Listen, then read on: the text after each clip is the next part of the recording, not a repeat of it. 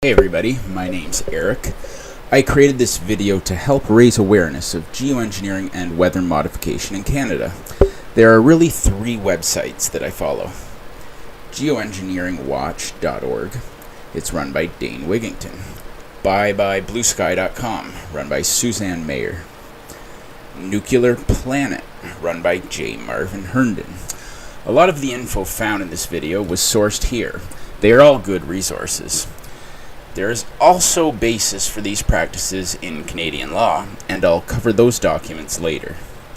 First off, I'd like to show you guys the patterns I've noticed in Hamilton, Ontario, and you can let me know in the comments below if you agree with me or not. Often, morning planes can be seen leaving aerosol trails across the sky. Trails expand into clouds and haze over the sky. If this continues in large enough volume and throughout the day, often into the evening, the following day will reveal a sky of pure gray. You may also notice faint linear patterns just above the foggy gray layer in the following days.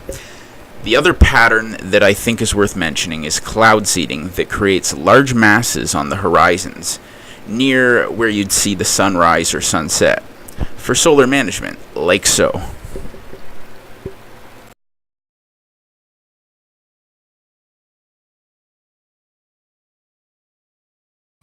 Patents for geoengineering exist that involve aluminum oxidation in the stratosphere, and one of the geoengineering scientists that speaks about it is David Keith. Here's an introduction to him. The little picture is from a nanofabrication study, which shows you can make very high quality, and do this in just a jet in a very simple way, make high quality alumina particles just by spraying aluminum vapor out, which oxidizes. So it's certainly in principle possible to do that. There's a big literature that's already looked at that. And you could do that by either building new versions of these aircraft or even re-engineering existing aircraft. So there's some ideas of that. So you go to an engineering firm and you want this done. They don't say this is hard or unusual. They say, okay, yes, we could do it. Aerosol geoengineering looks like it is so cheap that the cost is basically not going to be an issue. That means that implementation decisions will be risk-to-risk decisions. The risk of doing it against the risk of not doing it. And it makes the problem of how we govern it fundamentally harder and different and novel. So I've told you that it's cheap to deliver materials to the stratosphere, and I'm convinced that's true. I don't think that will change. But I think the more we do research, the less easy this will look, the more complicated the environmental effects will look, and that's a good thing, because right now it looks too easy. So I think that if we do more research, we're likely to find out that it's harder and more complicated than we thought, and that the side effects are harder to manage, and that's a healthy outcome that will make it easier to do the management. Of course, the opposite reaction is possible. It's an empirical question how people will actually react to knowledge about this. Another reaction is to say, if these crazy scientists are so concerned about putting CO2 in the atmosphere, they want to think about these things, then that might actually mean we should be more serious about the risks of CO2 in the atmosphere. And by the way, it's not really a moral hazard, it's more like free riding on our grandkids. And by the way, it's not really a moral hazard, it's more like free riding on our grandkids. Numerous air quality studies, including from CARB, California Air Quality Resource Board, have named submicron-sized particulates as being particularly harmful for human respiration. Through all the discussions today, I have not heard any mention of this fallout, and has this been studied, and also the effects of a highly reactive metal like aluminum on toxifying soils and waters? The question is, what would be the effects of these materials on human health if they came down into the stratosphere, in particular small particles and aluminum? So the collaborators of mine working on the aerosol scheme are actually folks from Carnegie Mellon who focused on human health impacts. And while we haven't published it, that was the very first thing we did, was do the order of magnitude calculation in level pencil and paper, but with an expert on human health impacts about whether there could be an issue. And for aluminum or other particles, there are a lot of toxicological things that need to get looked at seriously. But if you're just thinking about the sheer number of particles and the human health impact of small particles, the answer is, well, we haven't published it. That was the first thing we looked at with some of the leading experts who do epidemiological research on human health impacts, and it's not even close to being an issue. Just to clarify, so 10 megatons of aluminum dumped into the atmosphere would have no human health impact? So let me be more careful here. To separate out the toxicological, so the alumina we've only begun to research and published nothing. Alumina we've only begun to research and published nothing.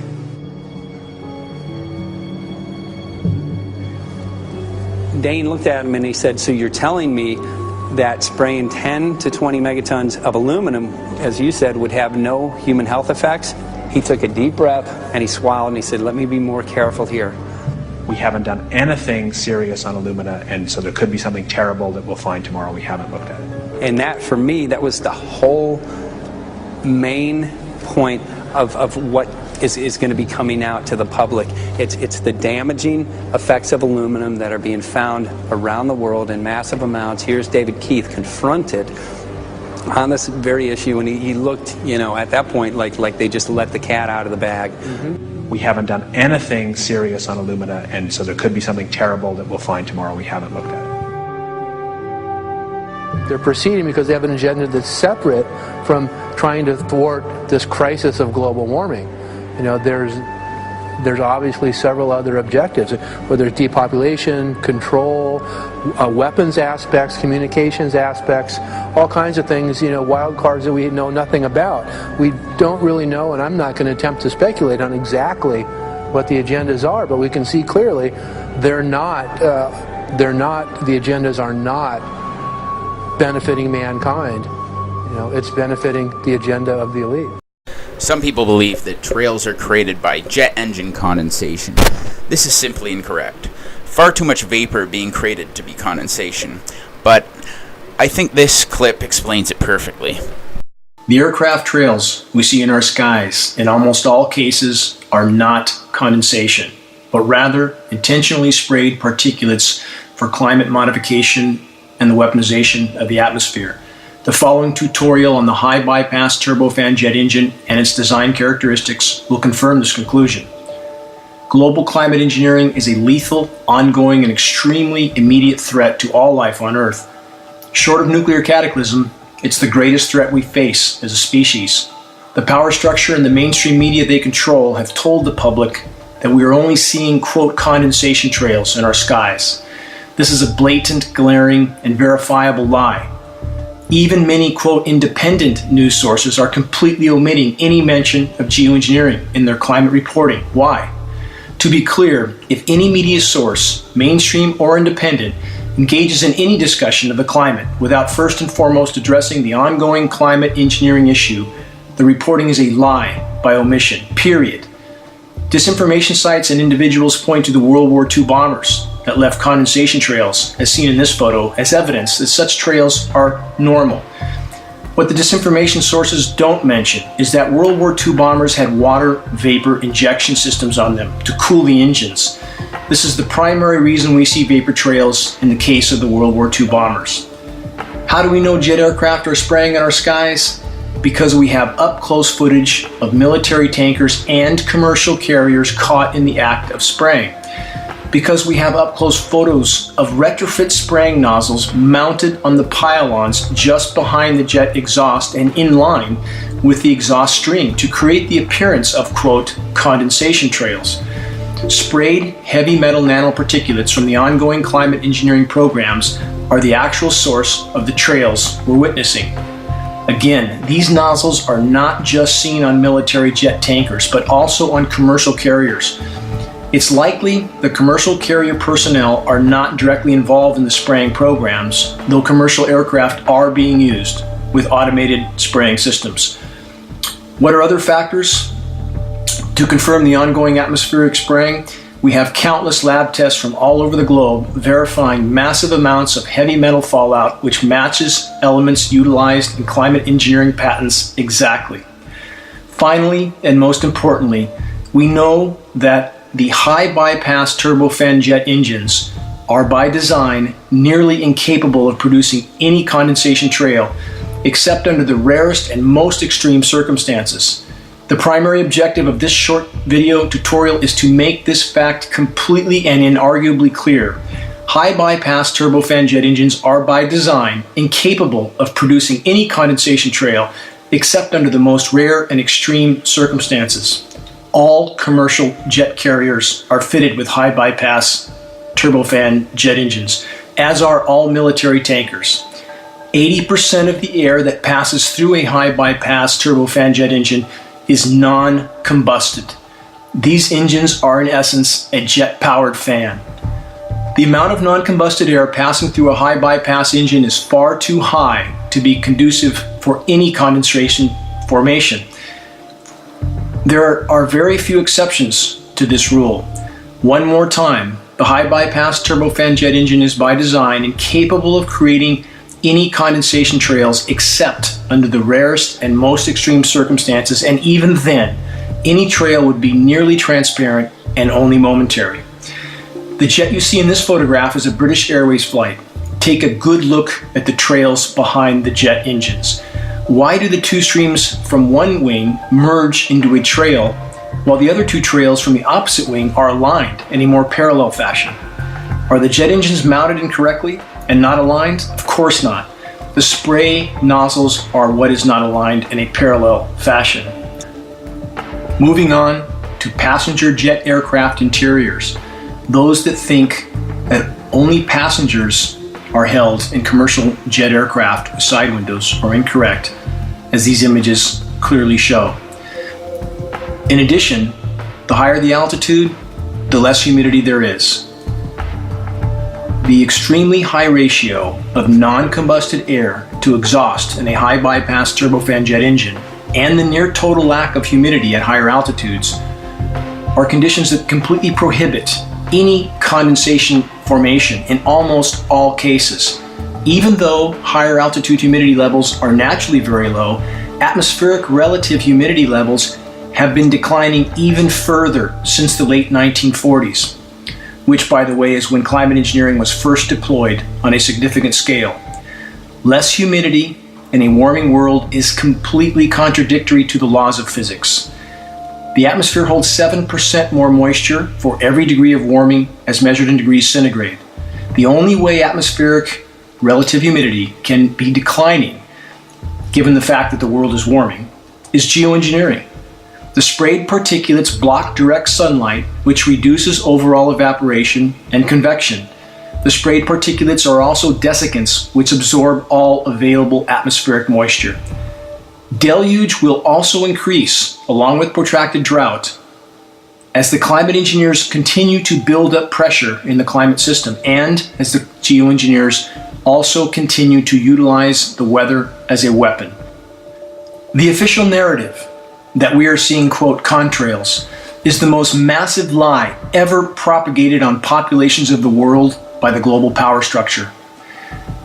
If one understands the design of the high bypass turbofan jet engine, and if one considers the fact that the higher the altitude, the lower the relative humidities are, which are low and getting even lower for the reasons already mentioned, the bottom line is this. The trails we are seeing in our skies, whether long or short, are in almost all cases sprayed dispersions.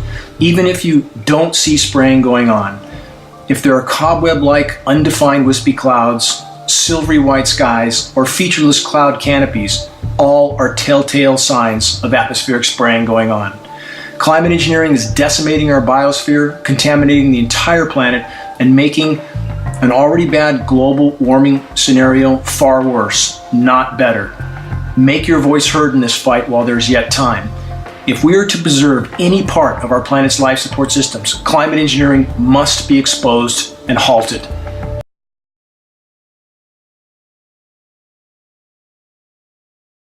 There's really two key pieces of legislation that cover geoengineering and weather modification in Canada. One is a treaty between the U.S. and Canada agreeing to share information on weather modification, and two is a Weather Modification Information Act of 1985, which requires all weather modification to be reported to the government. You can clearly see that this act gives the legal ability for these sorts of programs to take place. No argument here. WMI, or Weather Modification Inc., is a weather modification and cloud seeding company that manages weather modification activities in Canada and have been doing so for the past 20 years, according to Environment Canada. It is important to note that these flare-based systems are not the same as large-scale geoengineering and solar management programs that we see in aerosol dispersing planes. But still important in the discussion because many people do not even believe that these small-scale weather modification programs are in effect and openly admit that they can control cloud cover, rain, and hail suppression using these methods. Also, another thing that I thought noteworthy was the fact that over 150 patents for geoengineering and weather modification exist from as early as 1891 right up until the current times. A billboard that went up in the east end of Hamilton inspired my brother and I to go start a bit of public discussion on the matter and get some opinions. Here it is. Hi, my name's Eric. We're here in the east end of Hamilton doing a video getting the community's reaction to this new billboard that's in the neighborhood. We're just getting the community's opinion. It's cute. You think you'll check out the website? No. Okay, thanks. Yeah, I have already. They have a treaty from the Government of Canada's website that says in 1975 it was Treaty E10 3819, and it says the U.S. and Canadian government agree to share information on weather modification programs. Would you mind if we get a quick comment? We're just out in the community trying to get the public's reaction to this new billboard that's been put in. I don't really have a comment. Do you think you might check out the website? I might. Do you know what that stuff's about? Not a clue. Sometimes you'll see planes in the sky, and sometimes they'll leave the normal condensation trail, which disappears pretty quickly. But other times they'll leave a long trail through the sky that starts expanding, and it eventually becomes a cloud. And they look just like the ones in that billboard behind the words there. Keep an eye out for it. Hi, would you guys be willing to give us a quick comment on the new billboard? Okay, thank you very much. Yeah. What does it mean? Well, there's many people that believe the government is creating our weather. Oh, yeah, I don't believe that. I think we've done it to ourselves. If you go to their website, they actually have a treaty that was signed between the U.S. and Canada to share weather modification techniques. It's actually off the real Government of Canada website. Check it out. Yeah, watch the planes in the sky. Good afternoon, guys. Would you be willing to give us a quick comment? Yeah, sure. What's going on? We just wanted a reaction to the new billboard. Government is spraying our skies, eh? It's Canadian. Have you seen the planes before? No. Do those trails? No, not at all.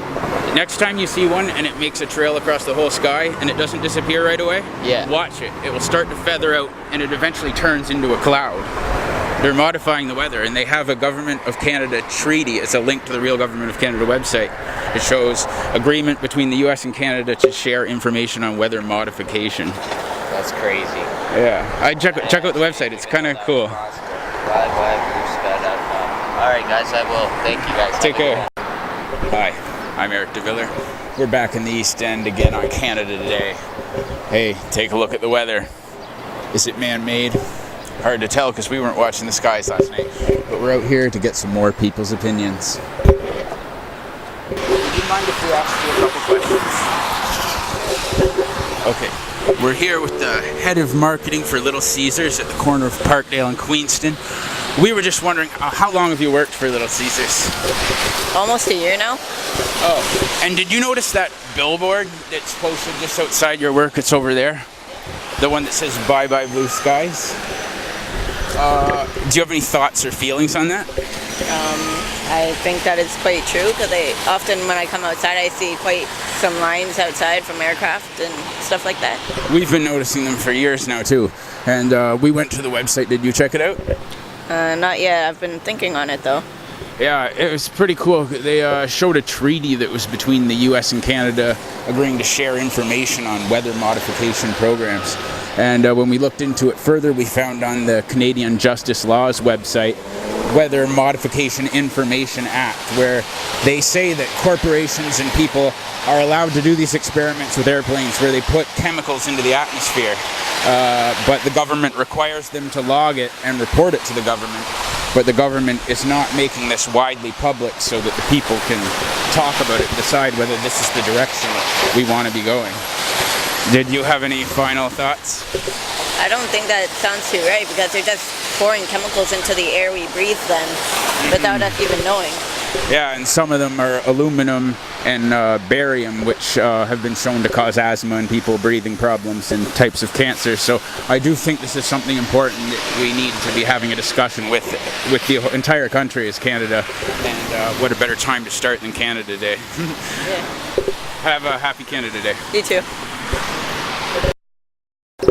We're here at Parkdale in Queenston again. They've put up a new bulletin board, the biggest cover-up of all time, and we're here to get people's opinions on it and whether they're aware of the biggest cover-up. We've also come prepared with a piece of legislation from our government of Canada that confirms that these programs exist.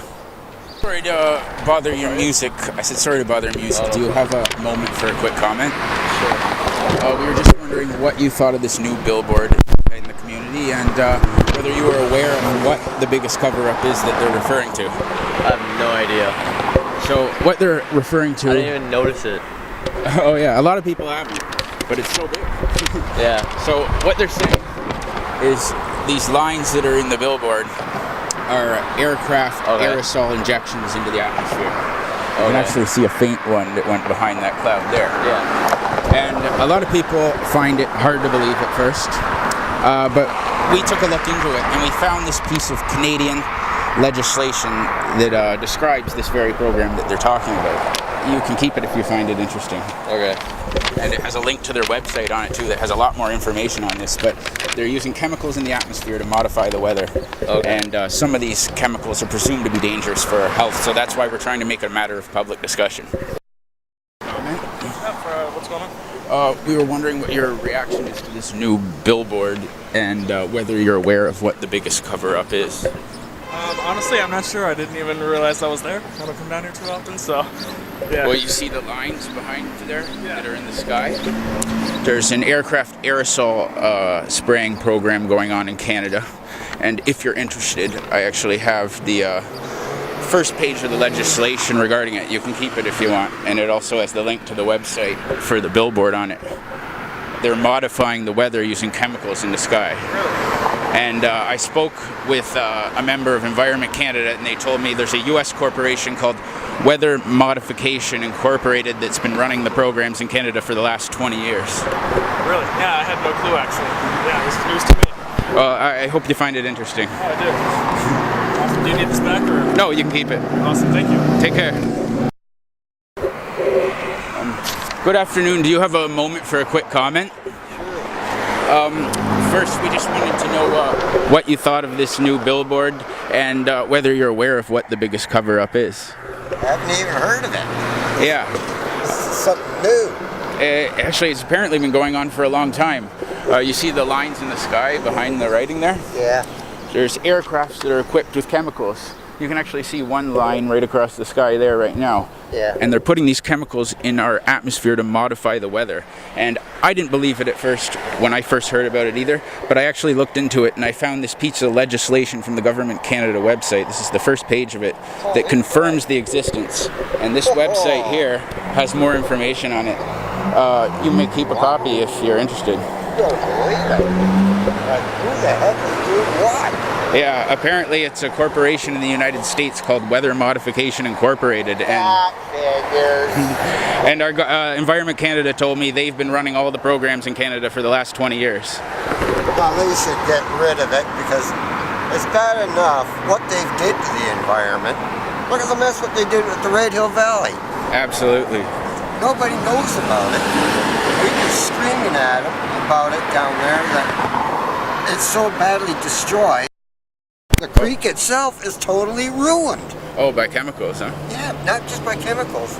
By the way they tore it all up and did it all man-made. The Red Valley, right. Then they said, oh, that's perfect. Then they turned around and like, here you have it back. Now go fix it. Go figure. Yeah, wow. We're down there every day monitoring it. The fish can't move. The blue herrings are dying. What more do we need? The environment is suffering down there. David Keith says he's running one of these programs and he's dropping 20 megatons worth of aluminum on Canadian cities every year. Yeah, because aluminum gives people cancer, asthma, Alzheimer's. Oh, you better believe it.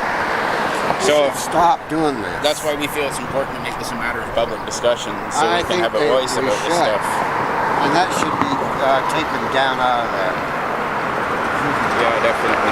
We don't need that. I agree with you. Bad enough what they're doing. Now we see this, and now we find out they're doing what? Come on, guys. I think it's time we stood up on them and said, no more. Absolutely. Hopefully we get a political candidate that will stand behind this kind of stuff. Well, that's what we need. Not some Tom Dole that don't listen. Absolutely.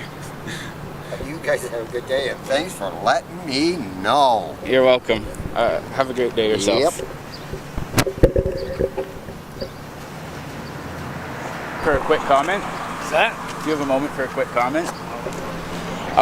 We just wondered what you thought of this billboard here, and if you were familiar with what the biggest cover-up was. I have no clue. Are you interested? Not really, to tell you the truth. I'm just doing my walk. Sorry, man. Okay. Take it easy, guys. Have a good one. Thank you. Hi, do you have a moment for a quick comment? I was curious on your thoughts of this new billboard, and if you were familiar with what the biggest cover-up was. I have no idea. I didn't even see it until you pointed it out. Are you interested? Well, what they're saying is there's aircrafts putting chemicals into the atmosphere to modify the weather. And I think everybody finds it hard to believe at first, but we looked into the Canadian legislation and found this. You may keep it if you're interested. It's the first page of Weather Modification Information Act, but it describes this very program. And that's a link to the website, which has a lot more information on this. Yeah, that doesn't surprise me.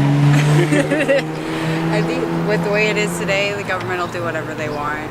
If they want to control the weather and they know how, they'll do it. Absolutely, I agree with you, but I hope that we can get a political candidate that is willing to step up to a lot of the nonsense that's being done. Keep dreaming. I am going to keep this, though, so I do appreciate it. Okay, have a nice day. Biggest cover-up is? Nope. Well, what they're saying on the website is that there's aircrafts equipped with aerosol spraying devices, and they're putting chemicals in the atmosphere to modify the weather. I wouldn't be surprised. Yeah, we actually ended up looking into it, and we found this Weather Modification Information Act on the Government of Canada's website, where they describe using chemicals to physically change the weather. That's crazy. There's more information on that website too. You can keep that if you're interested. Sure. Yeah, that's nuts. Yeah, we thought so too. That's why we're getting out here and getting people's opinions on it. Yeah, that's crazy. I can check more. I'll check this out myself more too. Great. Have a good day. Thanks. Take care, guys. John, I pressed record that. The other one wasn't finished. It was still busy. And I pressed it and it ended it. I hope that ended. Hopefully. It's all good.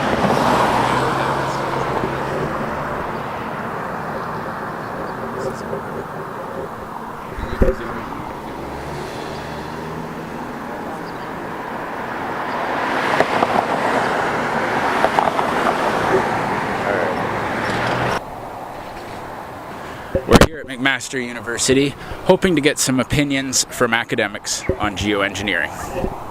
We wanted to know if you guys were familiar with geoengineering, or chemtrailing, as some people call it. Yeah, we're not.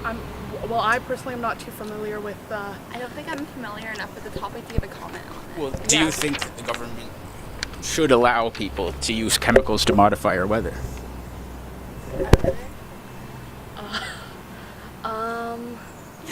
I feel like I could only comment on that I don't have enough with knowledge enough about- knowledge, because I don't want it to be like a biased answer. If you guys have any interest, I would like to give you this. It's a copy of the Weather Modification Information Act under Canadian law, and it has a link to more information on it. No, I'm okay, thank you. Okay, Thank you. thanks Have for your a great time. day. Thank you. Yeah, sure. We're just out trying to get an idea of how many people are familiar with geoengineering or chemtrailing programs. Are you familiar? Geoengineering? The modification of the weather using chemicals in the atmosphere. Do you think this is something that should be allowed in Canada? For allowing?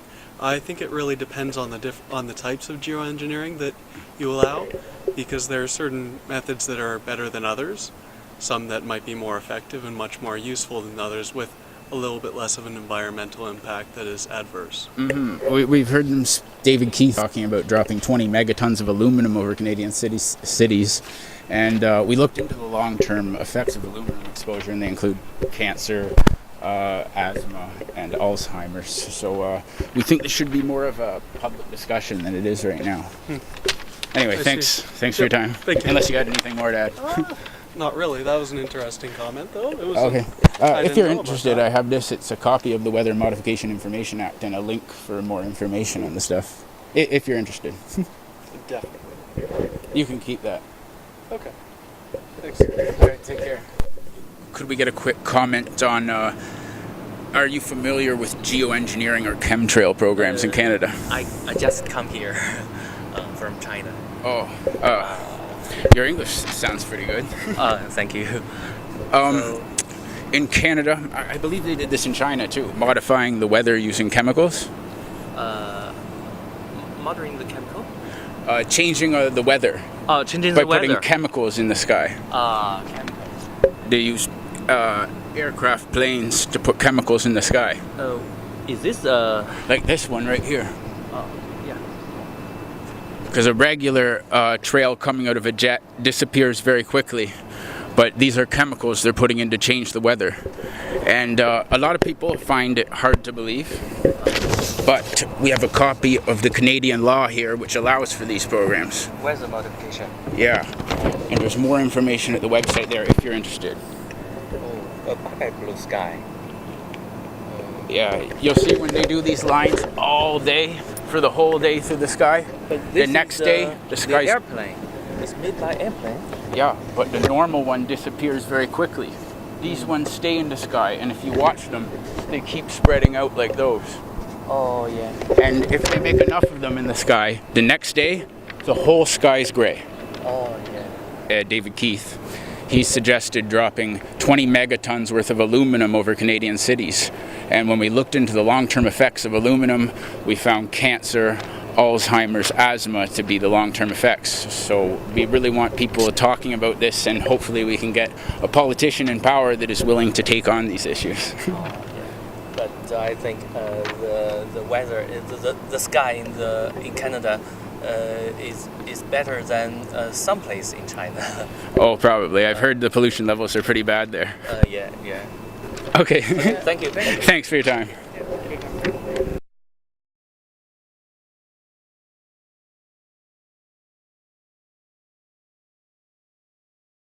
The fact that the government would send me a 40-page report, even though half the pages were blanked out completely and others partially, the fact that they provided me this information and acknowledged, yes, they were aware, it's geoengineering, it's happening, of course, they don't call it global warming anymore, it's climate control. That sounds a lot better.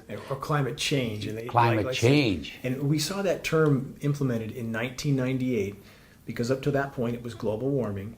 In 1998, when we had the warmest year ever recorded, and the climate engineering, geoengineering programs were ramped up, they knew they would be causing massive weather whiplash. And you've seen this weather whiplash where you're at too, have you not? Where you have temperatures spiking to very high temperatures, then dropping down 40, 50 degrees in a day. You've seen this in Canada as well, correct?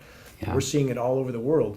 So in order to get the population to accept that sort of scenario, that weather whiplash scenario as being, quote unquote, just a part of the cycle, they coined the term climate change instead of global warming, so that it would mask the effects of the climate engineering operations to some degree. Does that make sense? So this is the sort of cover-up we've seen, and with we have in the U.S., I'm not sure if you're aware, we have an illegal federal gag order on all National Weather Service and all NOAA employees. So you have a gag order on the weathermen, if you will. And shouldn't that be a massive red flag? And we see even in Canada, Canada, Australia, and the U.S. are laying off and cutting back with their frontline researchers in countless arenas, and that helps them to reduce the amount of potential leaks, if you will. Yeah. So we're seeing that across the board as well. Yeah, it's scary that so many people are unaware, And I appreciate what you're doing, Dane. I think that certainly will help. And we'll try and introduce the material that you have in Canada as well as we can, because it's basically, it's two countries, but it's one. It is one. It's one planet. What they're doing affects us all. I think, to be fair, we really need to all ask ourselves, could it be that the environmental problems we are now facing is the direct result of ozone layer damage by geoengineering, allowing harmful amounts of solar radiation to cause environmental catastrophe and not CO2? Which former NASA scientist and meteorologist Dr. Roy Spencer reminds us that human CO2 contributions are only 3% of the gross figure.